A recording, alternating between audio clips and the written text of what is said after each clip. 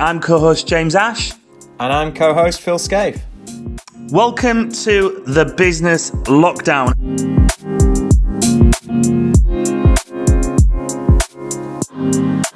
Welcome to episode 65 of the Business Lockdown. Returning for a second time, a huge friend of ours, Mr. Andy Crozier, photographer extraordinaire, a guy that has experienced more wedding cake than Katie Price. Welcome to today's show, Andy. How the devil are you, sir? James, I'm good. I'm great. I will say I'm great. I feel great. It's been, wow, how many months has it been since I was on? Well, we'll come to that. We will come to that because I've got that in mind. But first of all, we'll say our hellos, thank yous. Looking forward to this. But we're going to go straight to the jugular, Andy. So imagine you're on your own podcast, facing yourself. What would be the ultimate question you would ask yourself?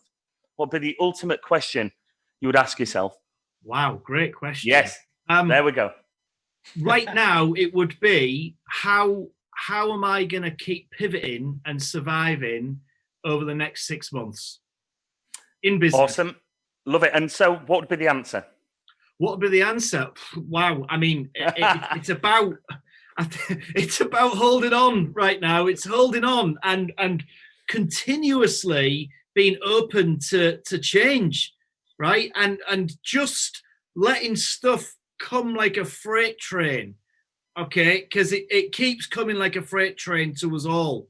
And now, you know, I was very, very optimistic many months ago, and I'm still optimistic because things will change and things will get better, but we are really getting hit from all angles right now, and I'm spending a lot of time planning, a lot of time thinking, how can I dodge these bullets? What can I be doing right now today that's going to make a difference to me staying in business and keeping there to service my clients and friends, you know, for the months ahead.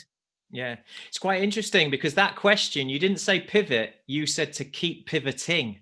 Sure. So you think it's a constant maneuver, right? Yeah.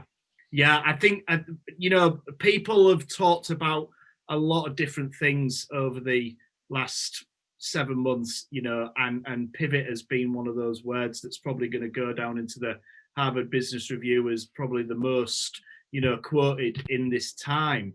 But it, you know, we're like little sidestep dancers. Do you know what I mean? You just keep having to put your Cubans on, go a little bit left, go a little bit right. You know, you take a few, you know, steps forward and you come back a little bit and you get tired out and you go, no, do you know what I mean? I just got to dust myself off, get back up and go again. Yeah. Well, I mean, so you're positioned right at the front end of this in the wedding industry, aren't you? Or certainly have been. Yeah, I mean, it's gone. You know, we've lost that part of the business, Phil, and you know what's really concerning now. Obviously, in the past couple of weeks, the event market, wedding market, entertainment market has been dealt more blows, obviously, with the reduction of gatherings to 15 people at weddings. And, you know, those clients that still had hanging on for 30-person weddings this year have decided to cancel. And those clients that had booked for this year that shifted to next year early, they're starting to get the willies now. They're starting to either just cancel outright, and they're saying, we realize now that we can't have the wedding that we dreamed of. Right. What can I say to that? Yeah. You know, I can't say, well, you know, you got to go ahead with it because I need to stay in business. I mean, we just have to say, totally understand where you're coming from. It's so heartbreaking. The reason I can be in business is because of your aspirations to do this thing called marriage, right? Mm-hmm. You know, and the whole institution is being attacked, you know, and it is what it is, but marriage has been completely called into question, not as a concept, because of course people still want to be married, but the articulation of getting wed, it's just not really an option for most people, you know? Yeah. It's interesting because we've spoken for years, and it's often that the weddings are the foundation, the anchor of a business, you know, and the creatives out there who the videographers and photographers, super creatives like yourself, Andy, who then have weddings. And I remember you saying there's a certain amount of weddings that you don't go beyond because they're tiring and it's a big commitment. Yeah. But you know that's your foundation, and everything else is almost a bonus. And actually now it seems a complete reverse, that you've had to search for a different anchor, a different foundation within your business. Yeah. And with that, man, since your episode, which was what episode number? So we're now on episode 65. What, just as a guess, what? And Phil wasn't able to join us that time, so I'm super excited that there's the three of us here, which is exciting in one sense. But I was certainly in the first. I don't know if I was in single figures, but I know I was in the first 15. Oh, you're 22, Andy. Number 22. Number 22. And it was 17th of April. Wow. 17th of April. I've got to say. Oh, well, that makes sense. That's my wife's birthday, and it was a big one this year. Yeah. That's why I wasn't here. Yeah. Just very quickly as an aside, guys, I have to take my hat off to both of you and all the people in your team for, this incredible work that you're doing. In fact, I was talking about this to a chap that I was photographing this morning, who is an absolute genius when it comes to the world of social media and social networking, a massive LinkedIn genius. And I was talking about you guys, and we were talking about consistency, and he's a guy that runs 100-mile ultras, right?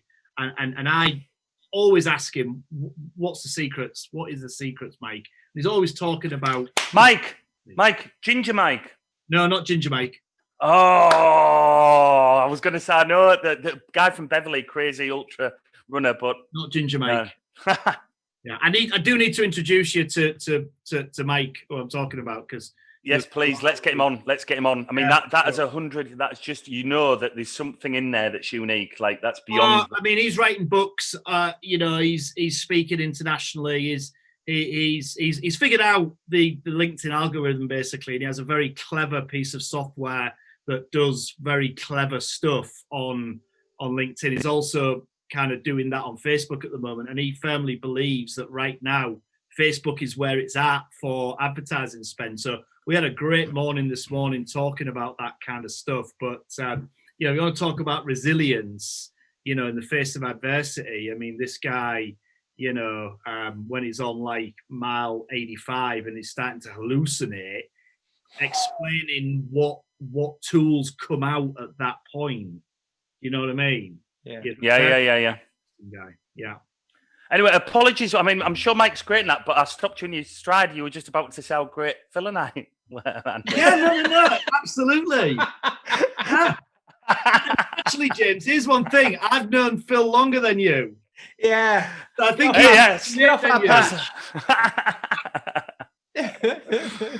No, what was great with Andy, because you came on, you were on our episode, and it was a little while after, and I think you were asked to do something of gratitude or give something of gratitude, and your version of that, your offering of that, was to share your episode with us, that we had on the business lockdown, and the post was magnificent. I remember, and I shared it. I saw it, and I lit up, and I shared it with Phil and the team, and it's stuff like that that's just, it's priceless. Really, it is absolutely priceless. So thanks. That was massive. And that stuff can just continue, of course. But we were talking there about pivoting. And since your episode, you've certainly the weddings have gone, as you know, and you've created a business since. And when I say created, I'm not sure if that's the right word to say it, because is the right terminology a business in a box?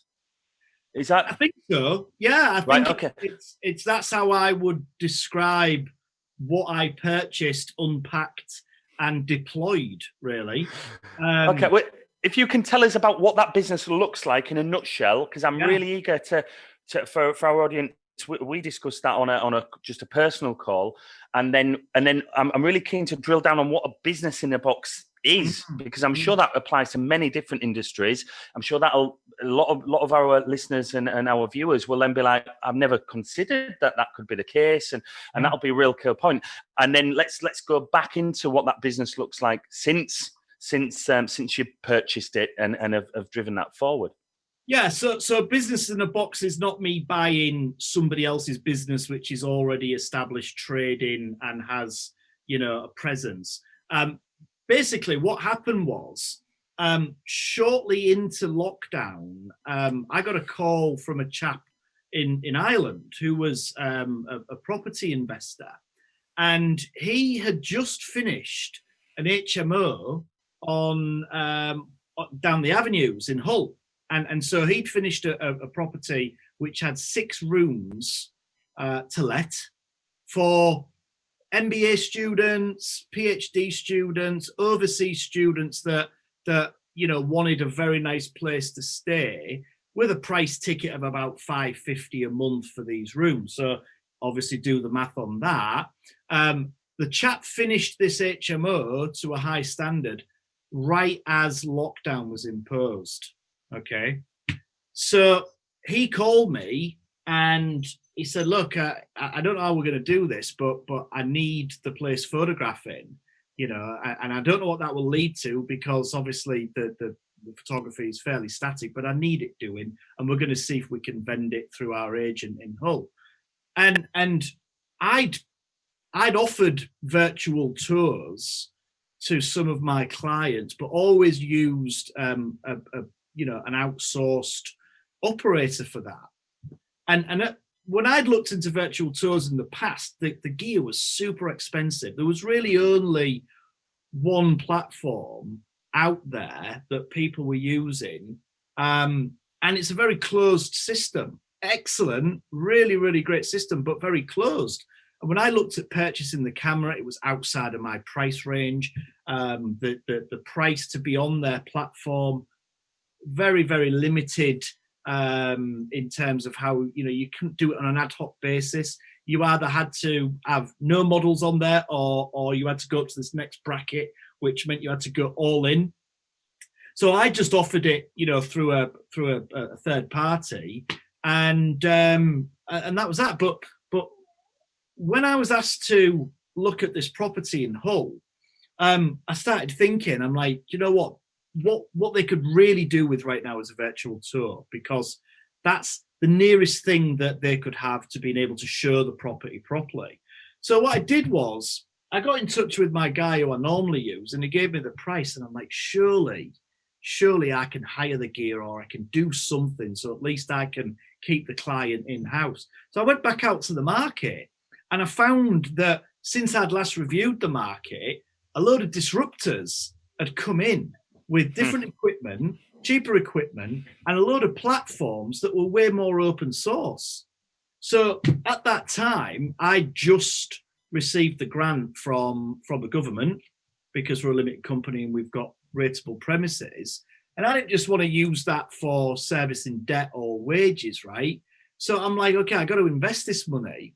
So I did my homework, bought the camera, and then I needed a platform to go onto. So I started reviewing what was out there, and I came across basically the platform that I use now. And as I started learning about it, I then got in touch with the owner of that system, who's an American chap, and started to see the ecosystem that he built around launching virtual tour businesses. And it's a digital business, okay? It's a digital business with scalability, and also what everybody likes these days is recurring subscriptions, right? So I'm looking at his model. I'm like, there's something in this, and at that time they were still in their kind of initial launch period. So this really, really good deal on lifetime membership of their platform, but also the business in a box. So I looked into it, and if you bought the business in a box, you got the lifetime subscription to the hosting platform, which was like a total no-brainer, because when I looked into what the business in a box consisted of, it's essentially an online learning platform, that you start at point A, and when you get to point G, you should know how to deploy this business, okay, and prospect it, and turn your lead platform on, you know. And it's all about niche. It is all about niche, and the very, very systematic online learning platform by the guy behind the system, including a website template, including all of your price decks, including all of the graphic design. So essentially, you open it up, you work through the materials, you deploy the website, you work with the pricing materials and the graphic design. All of the stock photography is all included. Not only that, but when you first get access to the platform where you build the virtual tours, if you haven't even got a camera yet that does 360 imagery, you can actually sell your first tour because they include 6 demo tours. Okay. So there's a gym, awesome, real estate, there's a cafe, you know, a retail environment, and you know, you can use these examples on your own website as if they are your tours. So you can sell before you've even got your products in place, or you've got any examples yourself. I mean, that's Absolutely. To say you can hit the ground running is an understatement. That is the you know, it's not even a cliche, not even close to a cliche, because you know, I unpacked and deployed that business, including a full website, and I didn't use theirs in the end. But I deployed it and got it going in 3 weeks. Right. And this isn't a franchise. No. This is a one-off payment. Yeah. And you've got a lifetime subscription to the software that you need. Yeah. So you're done. And then everything from there on in is yours minus Absolutely. expenses. But what's great is that you're taught how to monetize the service delivery, right? Because in the virtual tour system that we use, there are lots of rich features that allow you to get people onto a subscription. So they've built Zoom into the models, okay? So if you're a realtor and somebody ordinarily might want to see 4 properties on your books, and obviously they're only going to buy one or rent one, what you can actually do is you can meet somebody on the model in real time, like we are right now. We would be up in the top right of the screen. We hear each other, we see each other. I'm the realtor, you're the person coming to view the properties. I drive you through the models, showing you it as we go, answering your questions. So when you come to actually physically view, whether it's a property that you're going to rent or buy, or whether it's a salon, or whether it's a clinic, or you know, I've been able to pre-engage with you. So when people walk through your door, they are way more engaged, you know. And this was really important at the start of, as certain businesses started to open back up, we worked with quite a few clinics. And what I did was, we can embed video into the tours. So I was making sure that I interviewed the business owners, so they had an opportunity to say, we are safe. Here's the modifications we've made, you know, and welcome. We want you to take your time to look around virtually. And then when you've assessed what we look like, come and see us and we'll look after you, you know, and that switching that on is a premium part of the subscription. You know, we can charge the hosting fees. You know, we've also got lead generation built directly in, you know, so we can offer an upsell on, you know, adding these listings to Google Street View, which Google's algorithm absolutely loves, you know, and the other proprietary system that I talked about before, the expensive one, it doesn't have any of that stuff built in. But the most amazing thing about this system is, you know, if somebody buys a tour off me, with the other system, it always looks like it's hosted on that proprietary system server. Okay, you can't brand it, and your client can't own it. with our system, we can give them the whole package to download, and they can host that wherever they want, which is great for people that don't understand the way that digital products work these days. Cloud-based stuff is the way we're at. Some people just want to own it, don't they? Don't understand it when you can't own it. Yeah. So this is a product, a 3D, like a 3D camera then product. Yeah. So we create a walkthrough basically. So you click on directional navigation points, and it will take you through, and then you can spin the view, so you can obviously take a really good look around. You can zoom into areas. We can embed hotspots with information, embed hyperlinks, embed video, Google Slides. I mean, it's really a very rich ecosystem to work with. Yeah. And I mean, initially I'm thinking, when I bought the system and I was asked to do my first tour, I'm thinking, this is going to be for real estate, this is going to be for property, but I got served a complete curveball switcheroo in terms of where I'm actually using this product now, because I when I'm not shooting weddings, I shoot a lot of commercial work, and a lot of that commercial work is in civil engineering and in construction. Okay, so one of the first jobs I did during lockdown, I was approached by one of my mechanical and electrical contracting clients who do big stuff in education and NHS, right? So about 3 weeks into lockdown, they said, look, we could really do with you at one of our sites. Are you comfortable going out? And I said, well, let's look at the risk assessments. Let's look at the COVID assessments, and we'll see. So I looked at everything, and they gave me papers to travel with. So, if the feds pulled me over, I could show them why I was traveling. And I went, and I just got the 360 camera. They'd asked me to go to do general photography. Okay.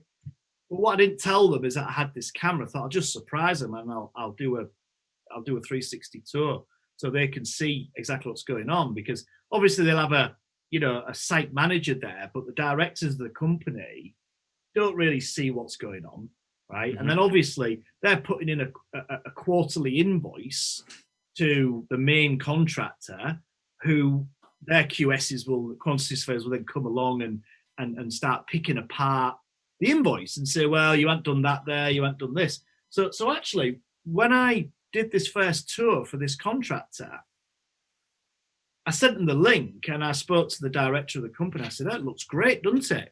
He says, I don't care that it looks great. He says, this is phenomenal for me for contract validation. Yeah. So I can now actually, if a QS says, well, those baskets with the electrical system where ran at that point, we've got a time-coded evidential set of 360-degree pictures that shows exactly what was happening at that time. Yeah. So I'm like, whoa, might be onto something here. So now that company send me to all of their projects 3 times during a project, at kick-off, mid-term, and at completion. Because obviously these contractors are putting in not just their invoices, but progress reports to the main client, and they're adding those in, and it's become like an insurance policy. Yeah. I have another client that they lay concrete nationally in warehouses, and they renovate concrete floors. Now, again, they get me to do a lot of photography, a lot of drone work, time lapse, but I went to one of their jobs, did some 360 for them, and that 360 is now mutated into a interactive PDF sales presenter that they now use to demonstrate their processes, right? So Phil, you know what it's like, because I believe you spent a lot of time, and you maybe still do, in structural steel and stuff like that. Yeah, I was just going to mention that. Yeah, so you like, for these guys that are laying concrete, they're tendering and bidding. they're on the road all the time, their sales and estimating team, going to see people, trying to win work. This way, we've built an interactive PDF for them that includes the virtual tour with embedded video showing process, that they can then sit on a Zoom call and do, instead of being sat around a boardroom table with a bunch of guys, telling them how great they are, they can really get down to the nitty gritty quickly, that's been so successful for them. They just got in touch today and said, right, we need you to a job in Bristol next week to do the next one, and I never thought for a second, when I was asked to do a virtual tour of an HMO down Lambert Street in Hull, that this is how it would be happening. Yeah. The US market has gone mental for virtual tours. It's been a lot stickier here. But the thing is, so it links so seamlessly into what we're experiencing now, because you referred to my steelwork background, and every project of even a small size and upwards, you have design team meetings like weekly, fortnightly, monthly, whatever the pace of the project is at. So you're bringing together architects, engineers, main contractors, your concrete guy, your steelwork guy, your cladder, all the rest of it right the way through. And the way those always start is you walk the course. Yeah. And then other people will join the meeting, and you'll maybe walk the course again, or they'll walk the course and then they'll join the meeting. And so full days are blocked out for these meetings, and they're tied in with the progress on site. So these are moving to Zoom. So we're in a Zoom design team meeting, but what you haven't got is a way of looking around the site to actually see what you're talking about and where it's at and how it's been created, and if it's correct, if it's not correct, what the challenges are. And so that's a key ingredient that's missing for a design team right now, to have a Zoom meeting. Yeah. So I can see straight away how the construction industry must be crying out for it. One of the major national retailers, supermarket chains, have been in touch. We're in talks with them at the moment. Their estates management team, right? They want, at first I thought they wanted to speak to us about us making their stores look pretty, but actually it's exactly the same as the stuff that we've just been talking about. It's about planned and reactive maintenance. So, if somebody gets a call from the estates team from a store in Dunbar and they say, oh, we've got a leak in pipe, they'll say to the store manager, oh, send us a picture with a phone. But that doesn't show how everything ties in with the systems that are in that store. So, they want us to go in and basically capture the layout of all of the services and all that kind of stuff, so that they can then refer to that when they're figuring out, rather than sending somebody up to Dunbar from the estates team. At least they can get their eyes on it prima facie, the first instance. Go, right, what might we be looking at here? And then they're a bit further ahead on their decision making. Yeah. It seems to me that there's no shortage of potential. I think my question would be, Andy, of what, and it seems, if it hasn't already, that it's only a matter of time that it's going to absolutely pop. And so with that, when I think of that, have you thought about, when you look at your business and your business model, would you under these uncertain times, would you look to build your team, or would there be options? Would there be potential of outsourcing? Yeah, for scalability. Sure. Scalability is kind of baked in to the kind of the business of the box that I bought, and what's really interesting is you get provided with a spreadsheet, and there are 89 niches on there. And that's what it's all about. It's about going after niches. So we started with clinics, yeah? And rather than getting, fogged over by trying to be everything to everybody, working the niches is where it's at, And like I said before, we are a little bit behind in the UK in terms of the uptake for virtual tours, but the system I'm on, when I see the owner on socials, like in the States, when they sell a property, they'll have an open house, right? So it'll be a Saturday, and they might have 15 people go and view it. They might do it here, but they'll call it something different. But the big strap line for the guy that is behind this system right now is, the open house is dead. Long live virtual tours, and they're so immersive. And the crazy thing is, I've got a house building client who we're just starting to scan and capture their empty show homes before they've been dressed, right? So they'll have them dressed for being a show home, cost them an absolute arm and a leg. Call it staging, right? James, you'll know all about stage. I'm sure you both do. But, what we're able to do now is capture that virtually and then send those scans out to some very, very clever people who then virtually stage that environment. And when I say virtually stage it, all the furniture, the carpet, the wallpaper, you say, right, what do you want? Do you want a contemporary feel? Do you want a traditional feel? How do you want it? Right? I mean, I've had the stuff. I've had some demo products done for me, and I'm just like, what? Like seriously. It's got to be the way. It's been for me. It's been so obvious for years that the model of tying up, if you're an estate agent, tying up members of your team to go to properties to then physically open doors and take somebody around who then, there'll be a lot of cancellations. There'll be people that can't find the properties, the impact on your next viewing and all of that. It's just seemed years that just doesn't seem like a productive or efficient model. And I think it's almost, I think the biggest surprise is that we're talking about this now. It's incredible. You've got the likes of Uber and Airbnb and Just Eat that have changed their industries in those markets, and we're only now talking about some proper, efficient, affordable technology that take all of these team members out of going and opening doors. And often, if we've all had property viewings where you're met by somebody, and more often than not, they're in a rush, they're behind because someone's cancelled.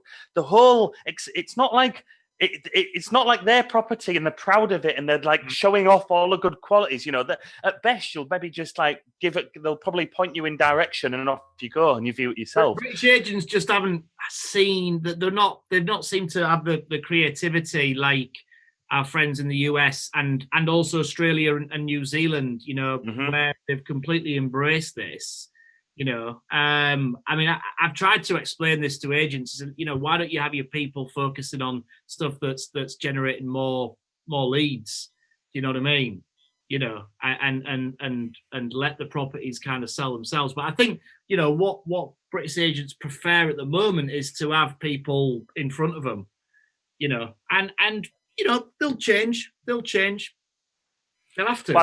Well, I think, if they're, I'm sure there are agents that watch this, if they haven't already thought about doing this, to me it seems like absolutely obvious. If I was an estate agent, I just can't imagine having an estate agency where I wouldn't have completely explored taking my team physically out of the equation. They've come across it in the past with the proprietary system, and it's not been affordable in the pricing model. I know that agents are obviously up against, the likes of the very, very low fee options of the online agencies now, and their fees, traditional fees, are getting squeezed and squeezed and squeezed. So, I'm playing with a few agents at the moment to try and find a sweet spot that works for them and that works for us, so we can provide the service, a quality service and get what we need out of it so they can get what they need out of it. So, Very true. Well, we've spoken a chunk about business and we are limited on time. We know we can speak for 3 or 4 hours, but I'm curious. But I do know that that you've recently taken some time out and you invested in yourself. Yes. And you visited Turkey for a yoga retreat. So can you tell us a little bit about that, and I guess why to do that under the current circumstances and climate, and what that looked like and the benefit you felt from that experience, Andy? Absolutely. I didn't really stop. I kind of had probably two weeks when everything was locked down, where I did literally just stop, brought the computer home, locked the studio up and went, whoa, and spent a couple of weeks doing very long hikes every day with the dog, you know, really reconnecting with the chickens in the garden and getting the garden ready for the veggies and all that kind of stuff. And then all of a sudden this VR business came out of nowhere. And before I knew it, I certainly wasn't back to full-time till, you know, and my summers get stupid when I'm, you know, packed out with weddings and all the commercial stuff. Plus we have a very busy newborn photography studio. So, you know, I just was like tired. I was really tired. And you know, I normally go away Easter for snowboarding and that got cancelled. And I'm like, I'm not getting to get rest here. And I just like the girl that built my website for me. She's a lovely, bright young lady from Lithuania. And she's a yoga teacher. And she started a yoga session on Zoom every Sunday morning. And there was a Sunday in August. I woke up, and I ain't gonna lie, I woke up with a hangover, right? And a notification came on my phone that the Zoom class was on. And I dialed into it and I said to myself, I'd much rather be feeling really good this morning without a hangover, doing yoga, than feeling shitty like I do right now, because it's a beautiful day outside. And I thought, do you know what? I need to go on some form of retreat just to kind of, you know, pull back a little bit, get some perspective, and just shut down. And I wanted to go to Thailand, but obviously couldn't go to Thailand because of travel restrictions. And then I was thinking, right, okay, well, where is open for business? And then James, we started talking because I said to you, no, you've done yoga. And I'm like, what's the yoga scene like in Turkey? And before I knew it, as you know, we were talking about that, I just came across a specialist travel company, and they were arranging a retreat in Dalian, and they said they were full, right? They said they were full when I emailed them. And I really wanted to do this course because Charlotte Watts, the teacher, is a well-published nutritional therapist and an amazing yoga teacher. And I'm like, I am doing this course, whatever happens. They said, no, I'm sorry, we're full. And I wrote back and I said, well, you're saying you're full right now, but Shiva wants me to go on this retreat. So I'm sure, like in Star Wars, I'm sure you will make a place for me. Yeah. And like 3 days later, you not, pardon my French, I got an email saying, oh, we found a spot for you. I went, yes. Jedi mind tricks. Yeah, seriously. Like Steve Jobs' reality distortion field and all that. I just said I'm going, and it happened. And yeah, so it was a really, really profound week, actually. I mean, I meditate a lot, and I've got a strong meditation practice, and I have since 2000. I've done some long silent vipassana retreats, and I just wanted to go deep, you know, and the yoga allowed me to do that, and I didn't have a lot of experience with yoga, and I wanted to kind of reconnect with my body, and so I spent a lot of time doing yoga, and I spent a lot of time meditating, and like in that Turkish sunshine, and with that Turkish warmth of hospitality, vegetarian food, drinking liters of water every day, I just came back feeling absolutely ready to go again, you know. And like obviously whilst I was away, Boris was like throwing those bleeding thunderbolts down, and I'm like, I got back and I can do this, you know, I've just got to keep sidestepping, doing getting the Cuban heels on and just doing the little jiggles. And because I just know there are so many of my peers that are really struggling right now, and of course I want them all to survive, but there are going to be casualties, and you know, I don't want to be one of them. We worked too hard over 18 years of being in business, you know, and 18 years of self-employment. Anybody that's in self-employment, no, it's not a walk in the park at all. It's the most fulfilling thing that you one of the most fulfilling things you can do, but it ain't a walk in the park.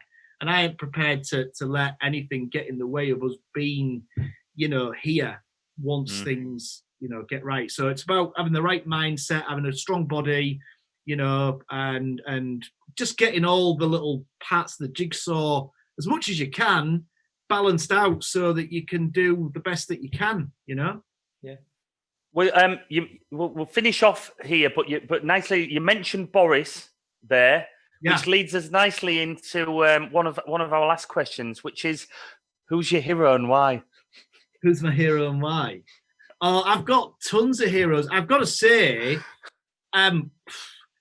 in business, I absolutely. No, it's not. No, it's just like it's up to you to choose whatever field. Who springs to mind? It can be to do with anything. It doesn't necessarily have to be to business. Who's the person that springs to mind when you say there's loads? But who was the first person that came to your mind there? I have to say, my dad. I would say, God rest his soul. Awesome. He passed away three years ago. But you know, I didn't know anything about DIY, and now I've got like an electric drill. Don't really know how to use it. But when I'm making a pallet hole, because I remember he said you should do that. And I'm divining his power not to bleed in, you know, go through an electrical line or something, you know, so I think I would say my dad was definitely big influence in my life. And your dad's name? Terry Eltel. Oh, lovely. I remember seeing photographs. I remember that period with you, Andy, and it just you know, coming online on Facebook, social media was just riddled with pride. So I know I can appreciate where you're coming from when you mention him and how important he was to you. So before we sign off, we've gone from hero to, and it mentioned at the start of the episode was, you know, the amount of wedding cake that must have been put into your lap over the years of shooting weddings. Now, what is your favourite wedding cake and why? What is the ultimate wedding cake? What's your favourite? Ultimate wedding cake. I mean, anything that's got buttercream on it. Yeah. No, screw that. Best wedding cake ever. Cheese. A cheesecake? Well, not cheesecake. No, cheese as in layers of cheese. Layers of cheese. And the first time I saw it was in a marquee wedding. They put it too close to the wall of the marquee, and it had the Leaning Tower of Cheeser. Yeah, Cheeser. Nice. There it was. I have seen wedding cakes made out of sausage rolls and pork pies as well. Good Yorkshire. Nice. Is that your second favourite? No. I see an episode here just purely based. We could be the wedding cake guy. We'll buy the domain, Phil. The wedding cake guys. Like it. We'll do click funnels and landing pages. We'll end up being millionaires. This is a new concept right here. We'll do building a box as well for other. Well, look, it's glorious to mention your hero and your father and end on a lot of smiles, which is always going to be the case when we meet together. But Andy, Insight Photography, where can people find you, and also your other channels as well? Well, Tinterweb, obviously, insightphotographers.co.uk. insightweddingphotography.co.uk, insightvirtualtours.co.uk. Only thing I can say, James, is thank you to both yourself and to Phil for having me on again. And also, just to kind of put it out there, we're all in this together, right? So, you know, you've built this fantastic community, which is just bubbling away. And if I can help anybody, even if it's a chat, whatever, I don't know, you know, please, anybody, just reach out. You just want to chat or whatever, you know what I mean? Because sometimes problem share, problem halved, all that kind of stuff, you know. So let's help each other. Yeah, that's great. That's exactly what this is all about. So yeah. I appreciate that. And what a way to sign out, Andy. That is the sign outs of all sign outs. Om Shanti. Love you, mate. Love you, mate. It's awesome having you on. Cheers, buddy. Cheers. Bye. Bye.